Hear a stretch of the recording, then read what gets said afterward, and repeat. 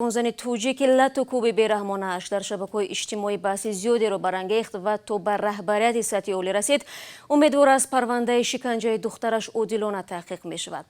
Амон Қаробоев дар суҳбат бо Радиои Озодӣ аз ҷомеаи шаҳрвандӣ изҳори сипос кард, ки барои пинҳон намондани қазия саъй карданд. ӯ дар паёми видеоие, ки рӯзи 4 ноябр аз Русия ба Радиои Озодӣ фиристод, гуфт аз ин ҳодиса ва дар кома афтодани духтараш дилреш шудааст. Посмотрев на фотографию своей дочери, где изображена... وقتی من به عکس‌های می‌نگرم که در آنها یک زن جوان و شکوفانه تصویر شده است و به عکس‌های امروزش نگاه می‌کنم که او در کام می‌باشد، شاید هر پدر و مادر احساس مرا درست درک می‌کند. با حرف بیان کردن این بسیار مشکل است. حالا خواستی من چی است؟ می‌خواستم که دخترم دوباره آنگونه شود که در یاد من مانده است، آنگونه که او را دیده بودم و در یادم هست.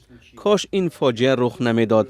میخواستم که نبیرم مادر میداشت و هر دویشان پیشم می آمدند و برای تمام عمر اینجا می ماندند.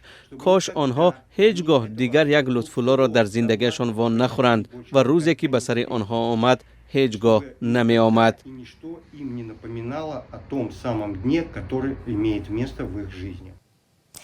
мадина муҳаммадҷоноваро ки ба сабаби ҷанҷоли хонаводагӣ моҳи август ба ҳадде латукӯб карда ва озор доданд, ки токунун дар бемористон аст ва ба ҳуш наомадааст. бо вуҷуди ин мақомоти интизомӣ то ҳамин моҳ касеро ба ҷавобгарӣ накашида буданд. баъди муроҷиати ҷомеаи шаҳрвандӣ ба мақомоти олии тоҷикистон аз тариқи фейсбук як ҷуфти ҷавон лутфулло ва азиза давлатова боздошт шуданд ва таҳқиқи парвандаашон идома дорад. сабаби ҷанҷолро рашки байни занони ҷавон ва иртиботи мард бо Мадина медонанд.